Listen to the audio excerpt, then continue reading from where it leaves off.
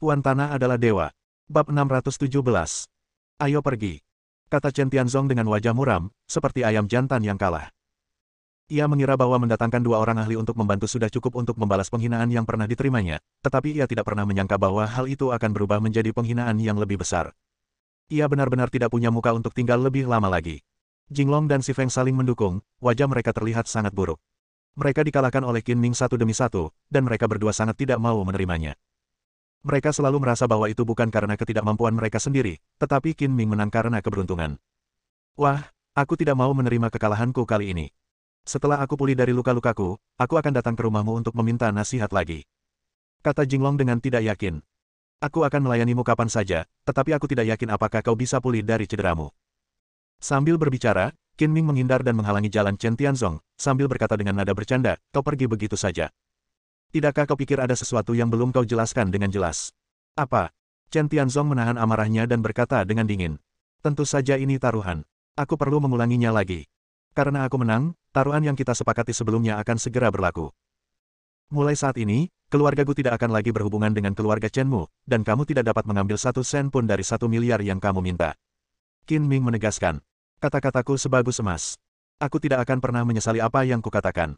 Jangan terlalu berhati-hati. Meskipun kehilangan muka, Chen Tianzong tetap menolak menundukkan kepalanya. Dia melontarkan komentar sarkastis sebagai balasan, dan datang dengan harapan tinggi tetapi pulang dengan kekecewaan. Melihat Chen Tianzong membawa anak buahnya pergi, Gu Qingyi akhirnya merasa lega. Dia bergegas berjalan ke arah Qin Ming dan bertanya dengan khawatir, bagaimana keadaanmu? Apakah kamu terluka parah? Apa katamu? Qin Ming tersenyum getir, jejak darah mengalir dari sudut mulutnya. Kakinya lemah dan dia tampak gemetar dan tidak stabil. Cederamu tampaknya serius. Apakah kamu ingin dibawa ke rumah sakit? Gu Qingyi dengan cepat membantu Qin Ming, mengerutkan kening lagi, dan bertanya dengan cemas. Qin Ming jatuh ke pelukan Gu Qingyi dan berkata dengan lemah, fisikku cukup kuat. Aku seharusnya baik-baik saja setelah istirahat malam. Tidak perlu pergi ke rumah sakit. Jangan terlalu keras kepala. Kamu mungkin mengalami luka dalam yang serius setelah mengalami pukulan yang begitu berat. Kamu harus pergi ke rumah sakit untuk pemeriksaan tubuh secara menyeluruh sebelum aku bisa merasa tenang. Gu Qingyi berkata dengan serius. Saya paling tahu kondisi fisik saya. Saya tidak perlu pergi ke rumah sakit. Saya hanya sakit karena dipukuli dan tidak punya tenaga lagi. Qin Ming tersenyum untuk meyakinkan Gu Qingyi dan mendesak, baiklah, jangan bicara lagi. Istriku tersayang, bawa aku kembali ke kamar untuk beristirahat. Gu Qingyi memutar matanya ke arah Qin Ming, tetapi tidak mengatakan apapun yang menegur. Melihat Qin Ming bertekad untuk tidak pergi ke rumah sakit, dia tidak punya pilihan selain membantunya kembali ke kamarnya untuk beristirahat. Saat memasuki kamar tamu, Gu Qingyi dengan hati-hati membantu Qin Ming untuk duduk di tempat tidur. Ketika dia membungkuk, sebagian besar berat badan Qin Ming jatuh pada Gu Qingyi. Dia tidak bisa menahannya dan jatuh bersama Qin Ming. Keduanya berbaring di tempat tidur berdampingan, saling menatap mata. Gu Qingyi masih memegang Qin Ming dengan satu tangan dalam posisi yang ambigu. Tiba-tiba wajahnya memerah karena malu. Detak jantungnya tidak bertambah cepat, dan dia berdiri dengan cepat. Aduh, aduh. Qin Ming jatuh di tempat tidur, mengerang beberapa kali, wajahnya penuh kesakitan. Seberapa parah lukamu? Coba aku lihat. Tanya Gu Qingyi dengan khawatir, terlepas dari rasa malu yang baru saja dia rasakan. Qin Ming menunjuk pinggang dan perutnya, Gu Qingyi membungkuk dan dengan lembut mengangkat kemeja Qin Ming. Anda tidak akan tahu sampai Anda melihatnya. Anda akan terkejut saat melihatnya. Anda akan melihat memar setebal lengan di pinggang dan perut Qin Ming, yang membentang di sebagian besar pinggangnya. Itu jelas disebabkan oleh tendangan Jinglong. Kamu terluka parah, jangan keras kepala. Lebih baik aku bawa kamu ke rumah sakit, kata Gu Qingyi lembut. Sebenarnya, tidak perlu. Memarnya hanya terlihat menakutkan, tetapi itu hanya luka kulit. Tidak perlu pergi ke rumah sakit. Qin Ming berkata dengan acuh tak acuh, minta saja obat pada Ling Ling untuk mengobati luka. Oleskan padaku. Aku akan baik-baik saja setelah istirahat malam. Aku benar-benar tidak bisa berbuat apa-apa padamu. Aku akan mengoleskan obat kepadamu terlebih dahulu. Jika kondisimu masih serius besok, kamu harus mendengarkan aku dan pergi ke rumah sakit. Gu Qingyi melotot ke arah Qin Ming dan berjalan keluar dengan cepat. Tidak lama kemudian, Gu Qingyi kembali sambil membawa botol porselen kecil di tangannya. Botol itu berisi obat untuk mengobati luka luar yang dimintanya dari Huo Nanling. Huo Nanling juga mengikutinya, memegang baskom kecil berisi es dan handuk di tangannya. Kakak Gu, ingatlah untuk mengompresnya dengan es selama 20 menit hingga setengah jam, lalu campurkan bubuk es dengan air es dan oleskan secara merata ke bagian yang terluka. Jika hanya luka di kulit, bengkaknya akan berkurang secara signifikan besok. Sisanya terserah padamu. Meletakkan baskom kecil itu, Huo Nanling mengedipkan mata ke arah Qin Ming dan menatapnya dengan pandangan yang tidak jelas. Setelah menyelesaikan instruksinya, dia segera pergi untuk menghindari digunakan sebagai lampu pijar. Mengikuti instruksi Huo Nanling, Gu Qingyi membungkus es dengan handuk dan dengan lembut dan hati-hati menempelkannya ke memar di pinggang dan perut Qin Mingbing. Dalam kesan Qin Ming, ini adalah pertama kalinya Gu Qingyi merawatnya. Dia merasa sangat senang, dan ekspresi kesakitan di wajahnya berangsur-angsur mereda. Dia tidak dapat menahan diri untuk berkata, nyaman, sangat nyaman. Tangan istriku yang lembut masih bekerja. Efeknya langsung terasa. Jangan berteriak.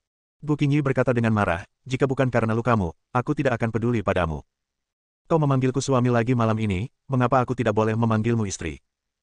Qin Ming menyipitkan matanya dan menggoda, apakah itu berarti hanya pemerintah yang boleh membakar dan rakyat tidak boleh menyalakan lampu? Kau boleh memanggilku, tetapi aku akan menjadi berandalan jika memanggilmu. Gu Qingyi tidak ingin membicarakan topik ini. Tidak peduli bagaimana dia membicarakannya, dia akan menderita. Dia mengerutkan kening dan berpura-pura marah, kamu masih tidak jujur setelah terluka. Kamu benar-benar harus menjahit mulutmu yang bau itu. Tidak ada gunanya bicara dengan seorang wanita. Qin Ming menghela napas, cederaku sia-sia, dan aku tidak mendapatkan kebaikan sebagai balasannya. Aku tidak menyiksamu. Aku sedang menyembuhkan lukamu. Qin Ming terluka karena dia menolongnya. Bahkan jika Gu Qingyi tidak puas, dia tidak bisa menunjukkan wajah buruk kepada Qin Ming, karena takut dituduh tidak tahu berterima kasih. Ini istri yang baik, aku menyukainya. Kata Qin Ming sambil tersenyum. Gu Qingyi pura-pura tidak mendengar dan berniat menggunakan kekerasan untuk membuat Qin Ming sedikit menderita, tetapi kemudian dia berpikir ulang. Karena orang jahat ini terluka, dia hanya bisa menahannya dan membiarkannya memanfaatkannya secara lisan sebagai ucapan terima kasih. Cukup tempelkan es selama 3-5 menit, agar tanganmu tidak membeku. Aku akan merasa tidak enak jika itu terjadi. Aku boleh berkeringat dan berdarah, tetapi aku tidak boleh membiarkan istriku terluka. Qin Ming berkata lagi. Hati Gu Qingyi menghangat, dan dia berkata dengan tenang, tidak apa-apa. Dibandingkan dengan lukamu, sedikit kedinginan yang kurasakan tidak ada apa-apanya. Lagi pula, 3 hingga 5 menit tidak akan berpengaruh apa-apa. Saya berkulit tebal dan bisa menahan sedikit cedera, tapi bagaimana kalau tangan Anda sampai radang dingin? Aku bukan wanita munafik. Aku masih bisa bertahan menghadapi sedikit kesulitan ini. Itu tidak akan berhasil. Bahkan jika kamu tidak merasa buruk, aku merasa buruk. Qin Ming berkata dengan lembut, bagaimana dengan ini, kamu pijat selama 3 hingga 5 menit, aku akan menghangatkan tanganmu, lalu lanjutkan memijat. Benar, tidak perlu seperti itu. Jangan perlakukan aku seperti wanita kaya yang tidak bisa menanggung kesulitan apapun, kata Gu Qingyi.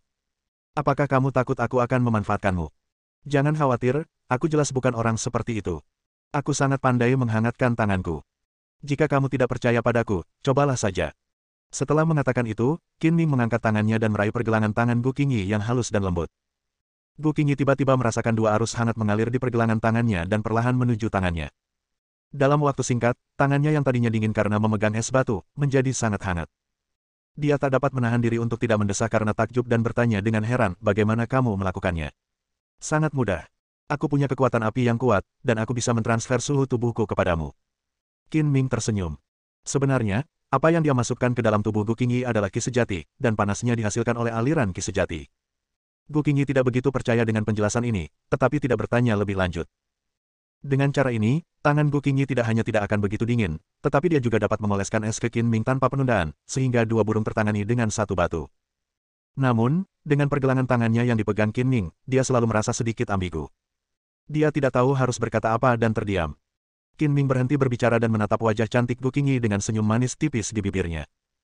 Gu Qingyi merasa malu karena ditatap seperti itu, dan tidak dapat menahan diri untuk bertanya, mengapa kamu selalu menatapku? Apakah ada yang salah dengan wajahku? Tidak ada bunga, tetapi dirimu 1000 kali lebih cantik dari bunga. Seseorang adalah taman dengan bunga yang mekar penuh, menyenangkan mata dan tidak pernah membosankan untuk dilihat. Uji Qin Ming. Kamu sangat pandai bicara, berhentilah melihat. Gu Qingyi memutar matanya ke arah Qin Ming, tetapi dia diam-diam merasa senang di dalam hatinya. Wanita mana yang tidak ingin dipuji karena kecantikannya? Dia tidak terkecuali. Namun, hal itu juga tergantung pada pria mana yang memujinya. Jika pria tersebut adalah pria yang dibencinya, dia akan merasa jijik, tidak peduli pujian apapun yang diberikan pria tersebut. Kamu cantik sekali, bukankah kamu ada di sana untuk dilihat orang lain? Qin Ming berkata dengan cemas, seperti beberapa wanita yang mengenakan pakaian terbuka dan keluar untuk dilihat pria, tetapi mereka menyebut pria yang melihat mereka sebagai berandalan. Apakah menurutmu wanita-wanita ini murahan? Wajah Gu Qingyi menjadi gelap. Apa maksudmu? Kau menggunakan wanita berpakaian minim sebagai contoh untuk mengkritikku secara tidak langsung. Tidak. Aku sangat mencintaimu, bagaimana mungkin aku bisa memarahimu? Aku hanya mengatakan apapun yang terlintas di pikiranku. Aku hanya mengutarakan pikiranku, kata Qin Ming sambil menyeringai.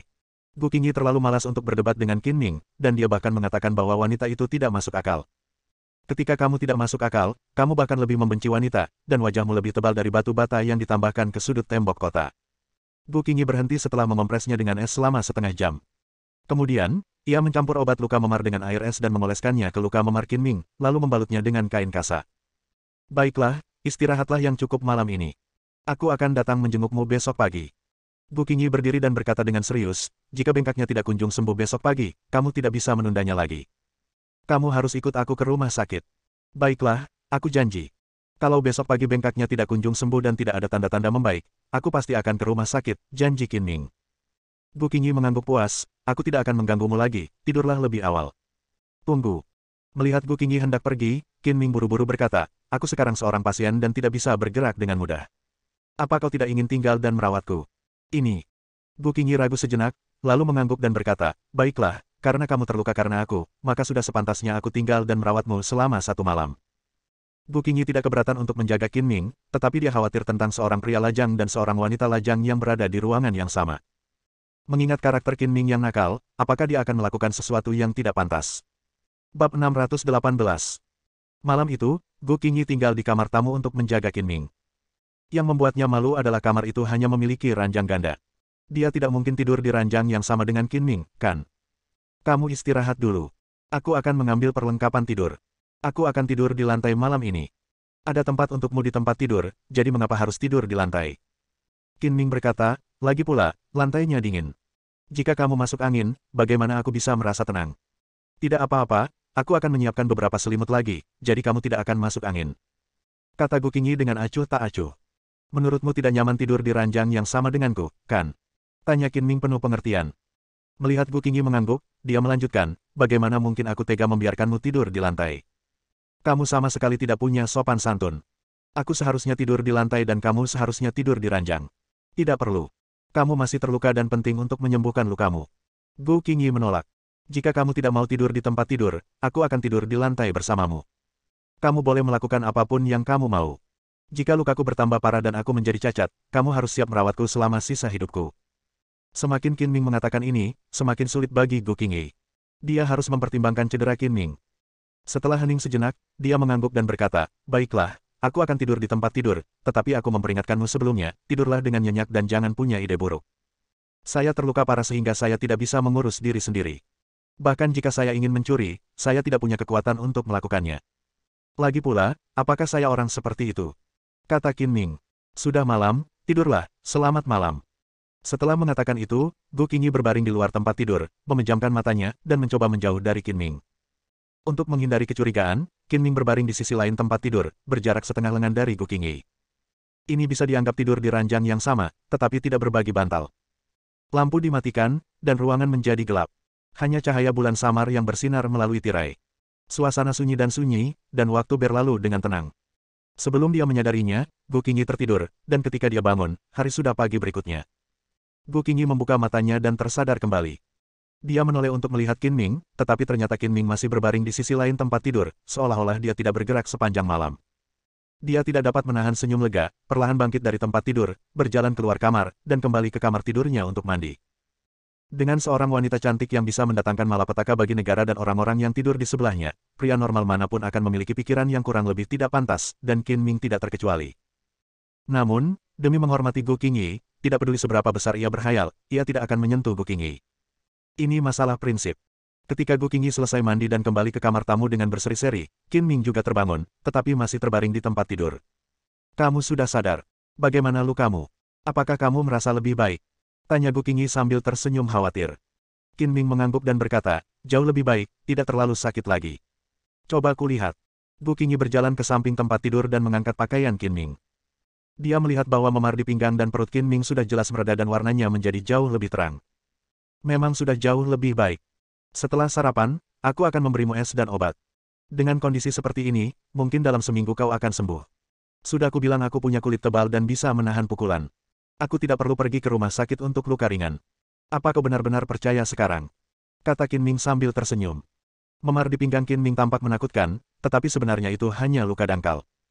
Jika dia menggunakan ki sejatinya untuk menyembuhkannya, luka itu pada dasarnya akan sembuh dalam 1 malam. Namun, Ini merupakan kesempatan langka baginya untuk menikmati perawatan dan perhatian Gu Qingyi, jadi dia tidak menggunakan ki sejatinya untuk menyembuhkan luka-lukanya tadi malam, jadi dia pulih secara perlahan. Aku percaya. Gu Qingyi mengangguk dan berkata, bersiaplah untuk sarapan. Jangan bangun. Aku akan meminta Yuma untuk membawanya masuk.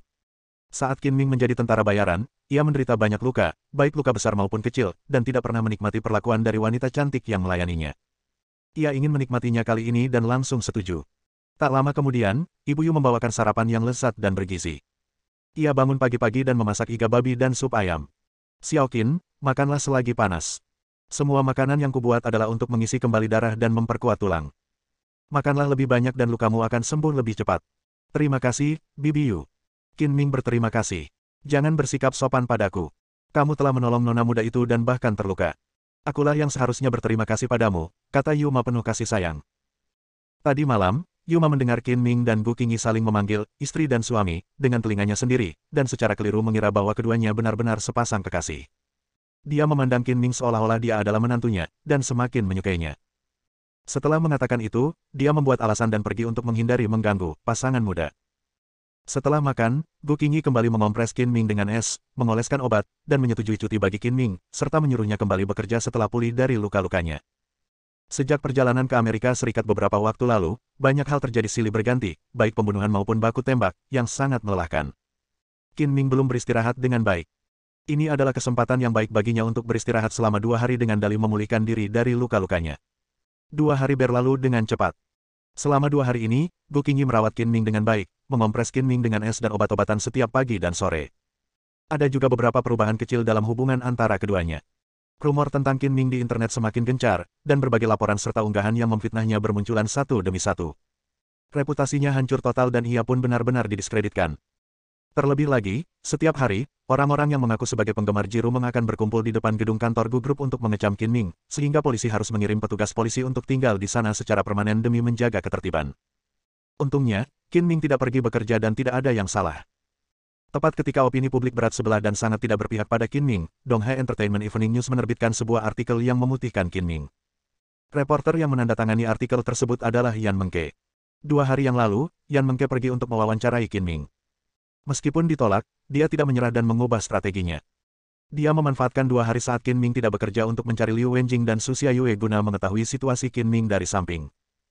Liu Wenjing dan Su Xiaoyue tidak ingin melihat Qin Ming difitnah dan dijebak, jadi ketika menghadapi wawancara Yan Mengke, mereka menceritakan semua yang mereka ketahui dan bahkan membantu Yan Mengke menghubungi dan mewawancarai Ji Rumeng. Menggabungkan semua informasi ini, Yan Mengke menulis laporan untuk membenarkan Qin Ming dan menerbitkannya di Donghai Entertainment Evening News dan daring. Begitu laporan ini dirilis, laporan itu langsung dikritik dan dicaci maki oleh banyak orang di internet, yang mengutuk Yan Mengke sebagai antek dan bajingan, dengan mengatakan bahwa ia menerbitkan artikel untuk menutupi kesalahan Qin Ming karena ia menerima keuntungan dari Qin Ming. Hal ini juga berdampak besar pada Yan Mengke. Ponsel Qin Ming tidak menyala selama lebih dari 2 hari, jadi dia meminta Gu Qingyi untuk memberinya kartu telepon baru. Setelah mengganti kartu, dia segera mengirim pesan teks ke semua temannya, memberi tahu mereka nomor telepon barunya. Kurang dari 10 detik setelah pesan teks terkirim, sebuah panggilan masuk. Itu adalah Xiao Yutong, seseorang yang sudah lama tidak kutemui. Paman, kenapa akhir-akhir ini kamu menghilang? Aku tidak bisa menghubungimu lewat telepon, dan aku tidak bisa melihatmu. Kupikir kamu diculik oleh pedagang manusia dan dibawa ke lembah pegunungan yang miskin untuk dijadikan menantu. Para pedagang manusia itu pasti akan menculikku. Jika mereka menculik seseorang, mereka akan menculik seorang gadis muda dan cantik sepertimu. Kata Qin Ming sambil tersenyum. Sepertinya suasana hatimu sedang bagus. Sepertinya rumor tentangmu di internet tidak terlalu memengaruhimu. Xiao Yutong suka berselancar di internet. Begitu peretasan Qin Ming terbongkar, dia mengetahuinya.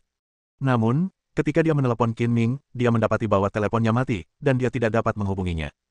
Dampaknya sangat besar. Saya sangat takut sehingga saya tidak berani keluar atau menyalakan ponsel. Saya tidak punya pilihan selain mengganti nomor telepon saya.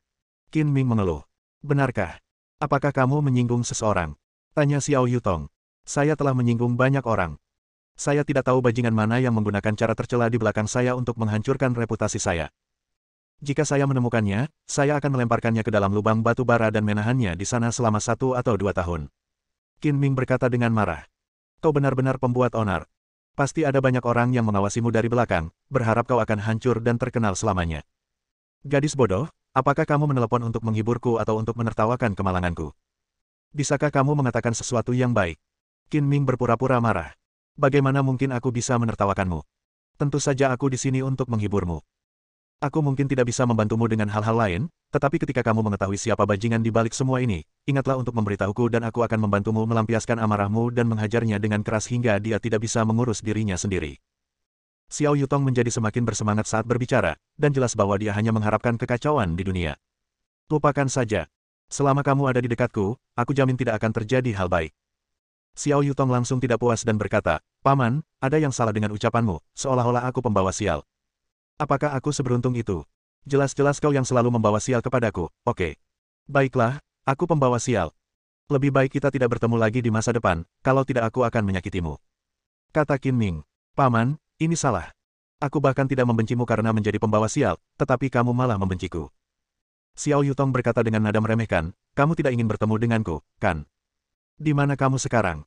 Berani memberitahuku, dan aku akan segera terbang untuk menemuimu. Saya sekarang berada di Amerika Serikat di seberang lautan. Jika Anda mampu, datanglah dengan cepat. Saya tidak akan menunggu lebih lama lagi. Canda Qin Ming. Di Amerika. Kenapa kamu tidak pergi ke surga? Xiao Yutong terus memandang rendah Qin Ming. Setiap kali menelepon atau bertemu Qin Ming, dia selalu merasa ada yang kurang kecuali dia sempat berbicara dengannya. Jika aku pergi ke surga dan menjadi malaikat, kamu tidak akan bisa melihatku selama sisa hidupmu, jadi lupakan saja. Makhluk bersayap belum tentu malaikat. Bisa saja mereka adalah manusia burung. Paman tidak menganggapmu bisa menjadi malaikat meskipun kamu pergi ke surga. Paling banter, kamu hanya bisa menjadi manusia burung. Setelah mengatakan itu, tawa Xiao Yutong yang seperti lonceng perak terdengar dari ujung telepon. Qin Ming langsung marah. Gadis kecil, kamu jadi lebih fasih bicara setelah beberapa hari tidak bertemu. Berhati-hatilah saat kita bertemu nanti. Aku akan membiarkanmu menjadi manusia burung dan jatuh bebas dari lantai 18. Saat mereka berdua sedang menelepon, ada beberapa panggilan masuk. Setelah menutup telepon Xiao Yutong, Qin Ming melihat bahwa panggilan tersebut berasal dari Situ Honglian, Isabella, Mu Yunsu, Situ Honglian, Jirumeng, dan bahkan reporter cantik yang baru ditemuinya, Yan Mengke. Qin Ming menelepon balik satu per satu. Para wanita itu tidak punya hal khusus untuk ditanyakan kepadanya. Mereka terutama bertanya tentang fitnah terhadapnya di internet. Karena itulah masalah ini menjadi sangat populer sehingga siapapun yang memperhatikan industri hiburan pasti sudah mendengarnya. 1 jam telah berlalu setelah Qin Ming selesai menelepon beberapa wanita sebelum akhirnya menghubungi nomor Yan Mengke. Reporter dari Universitas Yanda, apa saran Anda untuk saya? Bersambung.